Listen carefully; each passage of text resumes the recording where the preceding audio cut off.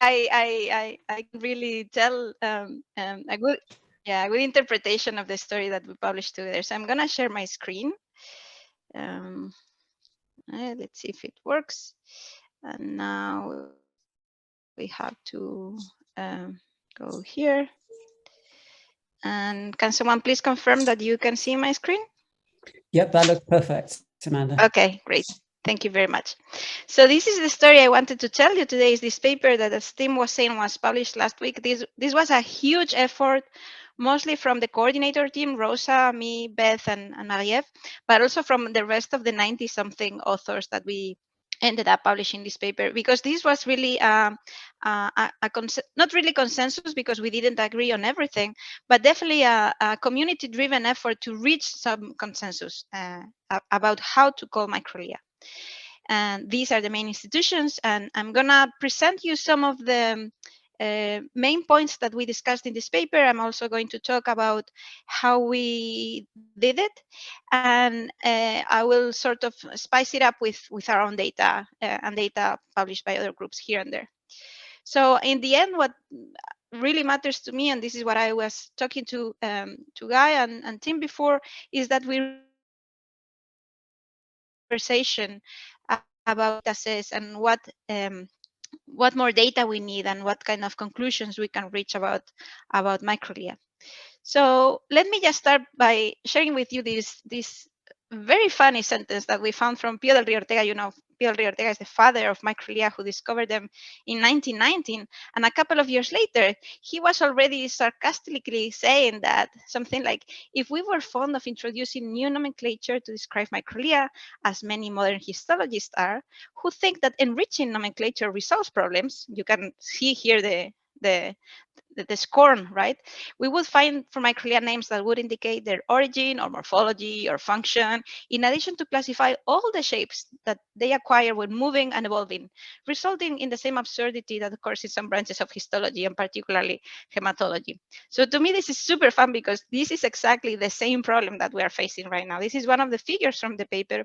And as you can see, we have a huge panoply, a huge list of names that have been given to microglia coming from single cell sequencing studies. So pretty much we're in the same place that we were 100 years ago, right? And this really is a problem, because so last week I just received my weekly email from PubMed with papers about microglia, and promise, I didn't look for them.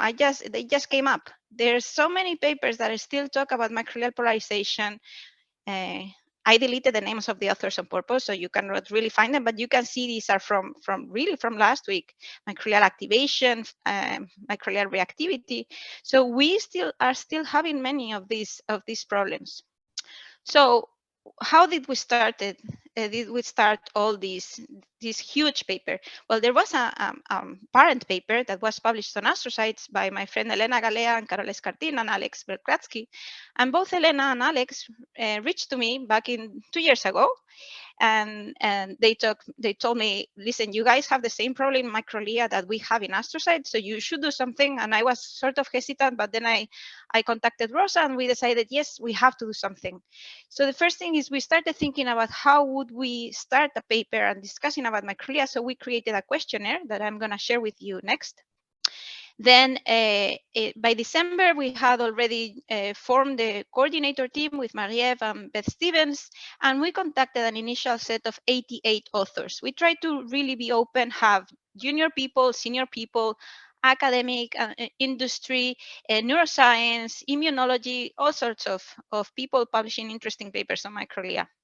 Of those, by March, we had responses from 75, which was already a lot. And based on this, in the next 3 months, what we drafted was a first paper that we shared with all the authors and discussed with them online. We had a huge meeting online with many of these 75 authors, and we started discussing this draft. Eventually, with their feedback, we created a second draft of the papers that we discussed again with them. And also with trainees, we had the online EMBL meeting of microglia. So we sort of try to incorporate their feedback and their comments, similar to what I would like to do with you all, with all of you today. By December, we had sent them, the authors, the second draft, and this is very important. We collected the responses by Google Form. This was super important, the way we organized this, because you cannot deal with 80 versions of the paper. So this really, this way we really made sure that they only commented on what was really, really important. Then by March this year, we submitted the paper to Cell. The reviews came back in August. They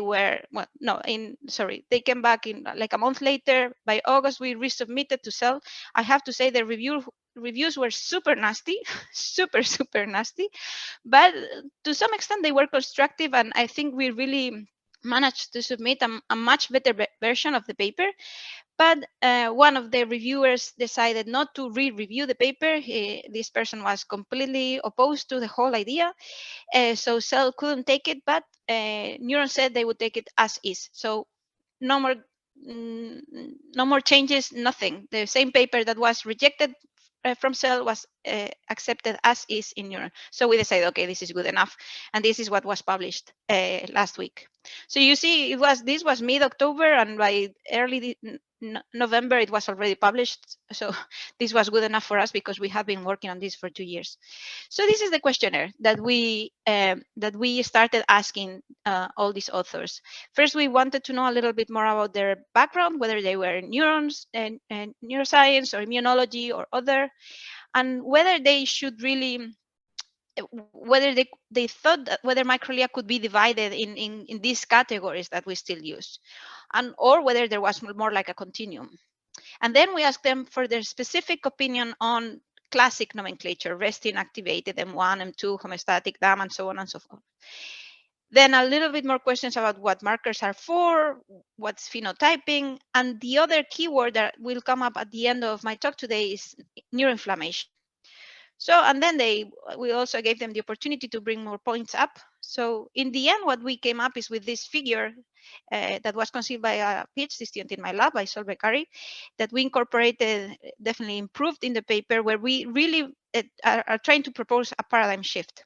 So in the old days, or actually still many people do, we categorize microglia in these rigid dichotomic states: good or bad, M2 versus M1, resting or activated, ramified or amoeboid, anti-inflammatory or pro-inflammatory. This is a too simplified view of what microglia is and can do. So what we propose is that we have a coexistence of multiple states. Each one of them is the result of integration of multiple variables: proteomic, metabolomic, epigenetic, morphological, and transcriptomic. So of course, this is not easy to achieve, but at least it can set a different set of mind about how to think about what microglia is doing. So let me start by trying to discuss what we talk about when we talk about microglia. And this was also difficult to agree upon, but we came up with a definition of what is microglial identity and what are microglial states. So microglial identity is defined by the yolk-sac origin, their origin in some specific precursors originated here, that then migrate, as you know, into the parenchyma. But this microglia is different from other border-associated macrophages, very similar, but not exactly, like perivascular macrophages, macrophages in the choroid plexus, or in the meninges. And once they have acquired this identity, this mature identity, which is characterized by these so-called homeostatic markers. We can discuss later about markers and about homeostasis, you know, CX3CR1, P2Y12, TMM119, and so on and so forth. But microglia experience different transcriptional profiles that change from development to adulthood to aging, and then, of course, in all the diseases. So the present consensus, this is from the paper, is that the mammalian microglia can be identified by the expression of PU.1 and cytoplasmic markers like IBA1, P2Y12, and TMM19, and CSF1 receptor. So this is what we think. And this is one of the examples. These images are from Solveig Curry. So you can see this is a model of, it does not really matter, this is a paper we have under review. This is from a model of ischemia, a model of stroke, temporal medial cerebral artery occlusion. And you can see that these beautiful ramified microglia express very high levels of P2Y12. But when you encounter a monocyte, which has completely different morphology, completely different nuclear morphology, and definitely does not have any P2Y12. Now, the problem is that sometimes when you compare different states, different experimental conditions like the sham and the cow, there is a regulation of this canonical microglial identity marker. And this can be a problem because if it's an identity marker, how come it's regulated? This actually was one of the big points that we had with one of the reviewers. But truth is that it does change. So it's still a marker of identity, but its expression is regulated in different conditions. And the same thing happens with, sorry, I'm going to put my marker. The same thing happens with many of these identity markers like TMM119. They are also regulated in different disease or developmental conditions. To make things a little bit easier for newcomers, we created this table where you can find many of these markers. What do they do? What stays the label, the staining pattern, main applications, and then all the references. This is several pages long, but I think it's going to be a useful tool for the community. But in the end, what really we came up with is this is going to be a keyword. It's all about the context.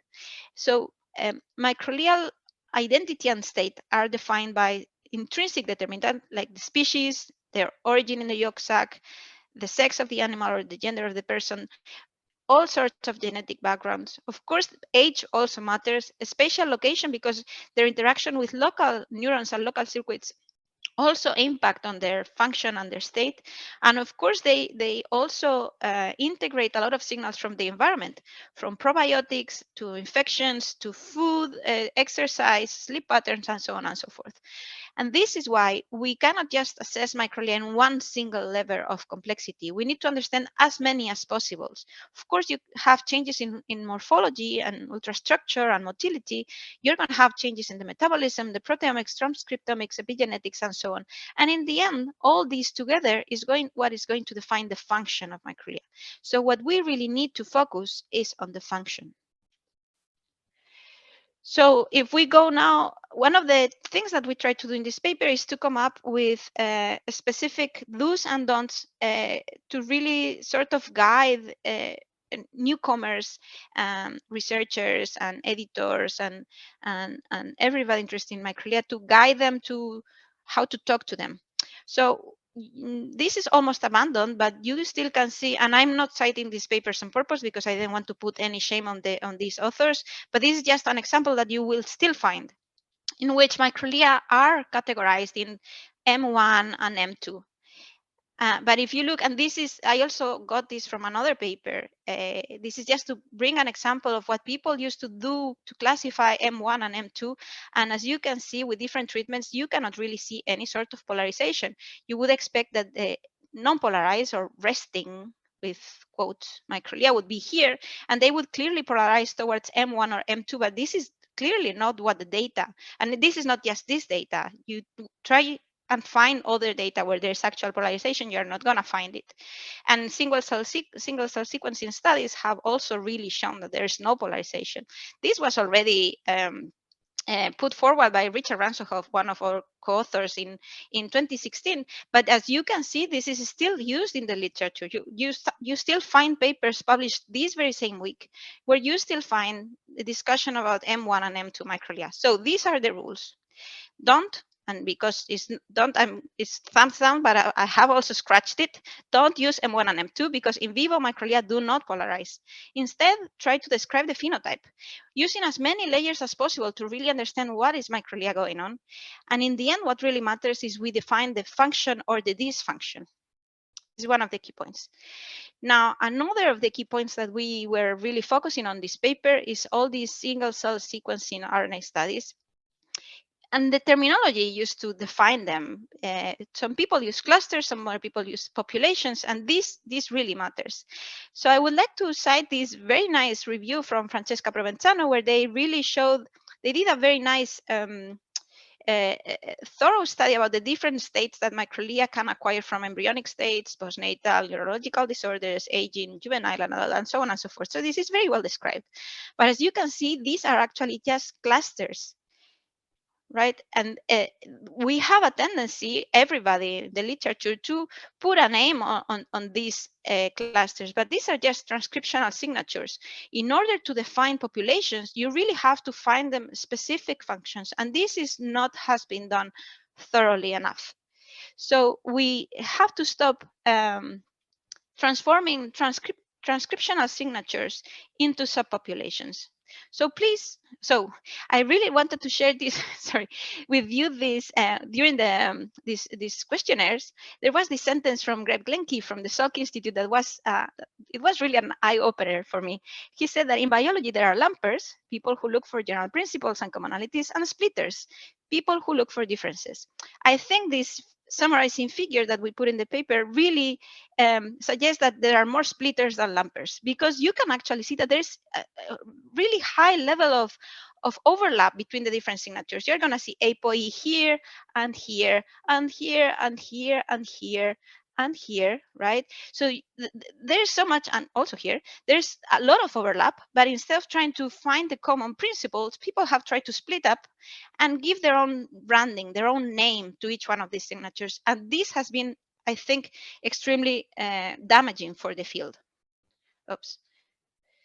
So one of these signatures, and now I'm going to get into muddy waters because this really is not my field of expertise, but some people are going to ask me, is the DAM signature, the disease-associated microglia.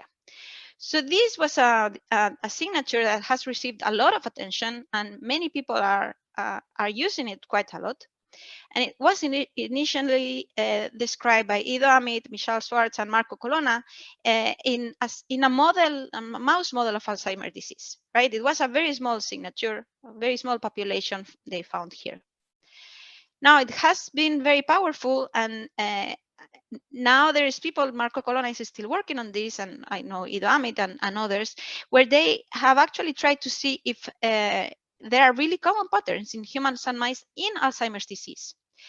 And these tables, I'm not very fond of these tables, I have to say, but I like that they really focus on different signatures. And I think this is useful.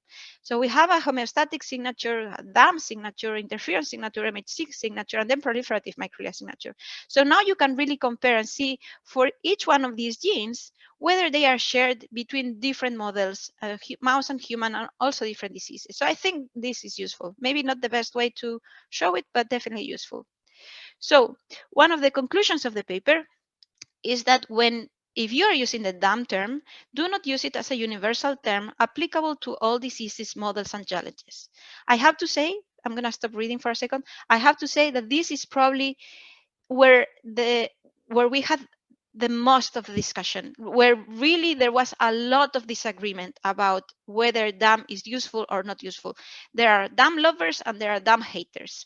So the jury is still out to test whether its full or core signature is common to all or a subset of pathologies, particularly in the human brain.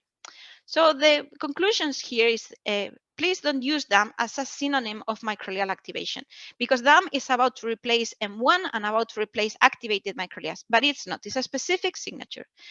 Please do not brand every single microglia cluster as if it was a population of cells.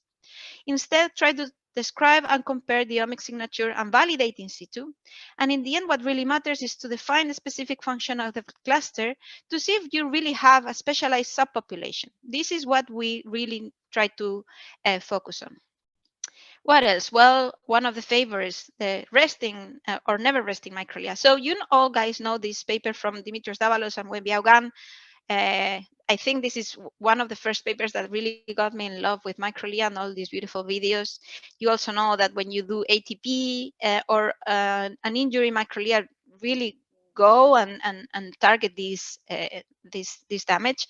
So because of this, we cannot really say that microglia is resting. So we really recommend not to use this term, because microglia play many physiological roles, and using the word resting suggests that they don't, that they are not doing anything. So please don't use it.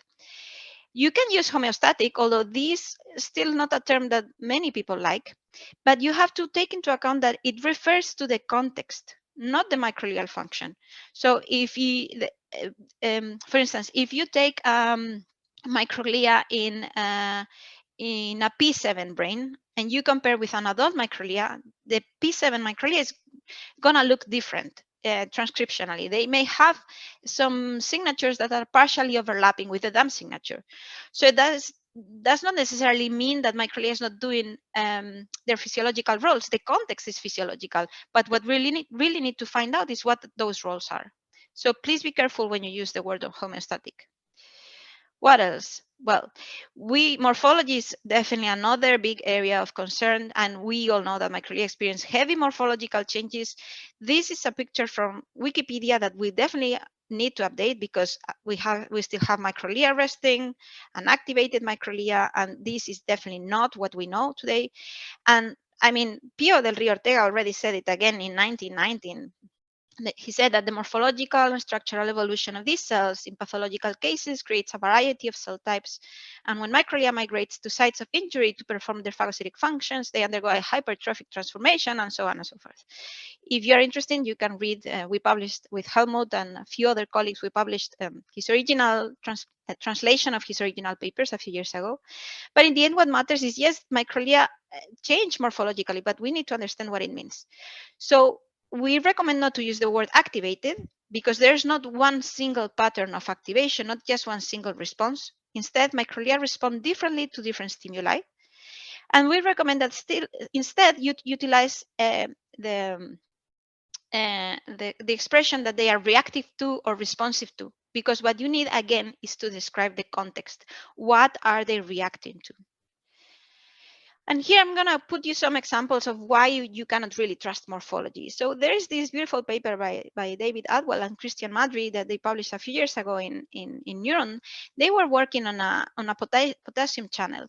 And what you can see here is when they use the inhibitors, particularly here, the inhibitor of this channel, microglia really looks like amoeboid or hypertrophic, what you would call in the old times activated, but they are not really activated. What they have is changes in the potassium conductance. So be careful, because an amoeboid shape does not necessarily mean activation, and instead we have to do is to assess the functional impact of these morphological changes. Now I'm going to get a little bit more into what we do, because this is really starting to get into this whether we can use morphology as a proxy to assess phagocytosis. And you still find many of these type of graphs in the literature with microglia. You see schematic representation of microglial activation from ramified to bushy to amoeboid where they are phagocytic. Well, this is not reality. There's no backup for this information. And this is, for instance, I'm going to present the work of the main author is Mark Marquez, who is a PhD student in the lab. This was done in collaboration with Alice Luel, a postdoc in the lab at that time. And this is a model that we still have not published. We use a very low dose, so I'm going to stop for a second. And I'm going to try to explain to you that this is the dentate gyrus. And if you know a little bit of my work, you may remember that we study the interaction of microglia and neurogenesis. So here in the subgranular zone is where you have the neuroprogenitors of the hippocampus. So when you use a low dose of irradiation, what you do is you kill them. So you can see specifically here in the subgranular zone labeled with activated caspase-3 that we have a lot of dead cells right here, but they are gone by 24 hours. So, and why is it gone? Because microglia becomes super phagocytic. You can see here, this is the nucleus of microglia, and you can see how many of these apoptotic cells that we can see with DAPI, because they have this condensed nuclear morphology, you can see how many of them they are being eaten. So we are using this model to try to understand what are the downstream consequences of phagocytosis and whether we can find some markers of phagocytosis. So the first thing we tried is use morphology. So we use shoal analysis. If you are not sure how shoal works, is basically you draw concentric circles around microglia, so you can really see how many times the microglial processes cross these circles. So we did a time course from 6 hours all the way to 30 days. And microglia become super phagocytic at 6 hours, but you can see there really is no major changes in morphology, either in the process length or in the number of processes. When we compare at 6 hours the superphagocytic microglia and the non-phagocytic microglia, there is a little bit of a change, but actually not much. So yes, there's morphological adaptations to phagocytosis, like forming these pouches, but using trying to see if microglia is phagocytic just because they become hypertrophic is really not going to work. So the amoeboid shape is not representative of phagocytosis, and instead you need to assess phagocytosis directly. So you have to find a pouch and you have to find the content. What else? Oh, markers. This is my favorite part. So it may be a surprise for many of you, and therefore this meme, but proteins have not been created for us to use them as markers. They actually have functions. So because they have functions, they can be regulated in many levels that are not directly impacting phagocytosis, for instance, on function. One typical marker of phagocytosis, of apoptosis in this case, is activated caspase 3, right? So this is again one of these examples. This is our phagocytic microglia. You can see it's engulfing this apoptotic cell, and there are many other apoptotic cells down here. And I like this picture because it reminds me of this Cookie Monster. But apoptosis, caspase 3 on its own is not a representative of apoptosis either, because caspases, including caspase 3, can have many other functions, including in development. So you cannot really use caspase 3, activated caspase 3 as a marker of apoptosis, because unless you have other bona fide markers like pyknosis, you may be wrong, because you may be looking at other functions. So if this happens with such a well-established marker as caspase, you can imagine what happens to the markers that we use for microglia. So for instance, Mara and Jike, who was a visiting student, decided to look at C68, which is a widely used marker for phagocytosis. So here's what you see in the superphagocytic microglia. This is C68. This is again this phagocytic microglia at 6 hours. And this is the same pictures from other regions, dentate jars again, CA, and other regions where microglia is not phagocytic. And we looked at the expression of C68. We're still analyzing this data, but really there's no major difference in the levels of C68 in the superphagocytic, on the postphagocytic, and non-phagocytic microglia. So be careful, because you cannot use gene or protein expression as a surrogate of cell function. And instead, yes, you can describe and compare gene and protein expression and maybe make educated guesses about the function, but then you have to go ahead and analyze them directly. And finally, because this is what we are in the lab, one of the conclusions that we are getting into is that phagocytosis is not really a state, it's a process. And each phase of this process can trigger different sets of responses. So in phagocytosis, you have a fine stage where microglia are chemoattracted to the apoptotic cells. These activate some receptors that are bound to trigger some changes in microglia. Then you have the tethering and the engulfing, formation of the phagosome, and then you finally have the degradation. And each one of these stages is very likely to trigger different set of changes in microglia. For instance, a few years ago, we published this paper where we were looking at the role of microglia in phagocytic microglia in the neurogenic niche. And one of the first things we did is to use, we were using an in vitro model where we had microglia, naive microglia, and phagocytic microglia, and you can see how they became phagocytic over time. We had more and more cells engaged in phagocytosis. This is how it looks in the microscope. And then we did gene arrays. I know this is very old, but we did these experiments in 2015. But anyway, what I really wanted to show you is that we had upregulated, downregulated, and transient regulated genes. And they were different at 3 and 24 hours. So you can see that this is not just one single state, but rather a process in which each phase of this process is going to trigger a different set of changes. So we've been using our combination of our in vitro model and our irradiation model to try to understand the adaptations to phagocytosis, right? So we are going to start with a phagocytic microglia that somehow has to recover and become homeostatic again, let's say. And we have a bunch of things that we have discovered over the years that are still unpublished. So we have seen that there is clustering of P2Y12, there are transcriptional changes, metabolic alterations in polyamines like espermine and spermidine. We know that there is mitochondrial remodeling. So I'm not really trying to explain all these changes, but really try to convince you that there are many adaptations to this particular function of microglia, including cell death and proliferation. So it's really a complicated process to look at. And this is one of the points why we say we really need this multi-level analysis of microglia, from transcriptional, metabolic, ultrastructure, and so on and so forth. So we can really get the whole picture. So this is the end for this part. And I think this is my last slide, or almost the last one. The last keyword that really triggered a lot of madness, really madness, in some authors who became really aggressive, and some of the reviewers who were also extremely aggressive, is the word neuroinflammation. So inflammation in the old days, in the textbooks, is defined as heat, redness, swelling, pain, and loss of function. But it turns out that when we talk about neuroinflammation, you have a wide range of authors that define it completely differently. So for some authors, any change in IBA1 intensity is already a synonym of neuroinflammation, or morphological changes in microglia, or any change in microglia or astrocytes whatsoever. That's already synonym of neuroinflammation. For others, you really need to have at least release or expression of inflammatory mediators. But if you ask pathologists, you don't have inflammation unless you have invasion of peripheral immune cells, just like you need to have to call inflammation in any other tissue of the body. So I know it's a little bit small here, but our target, our final conclusion, and we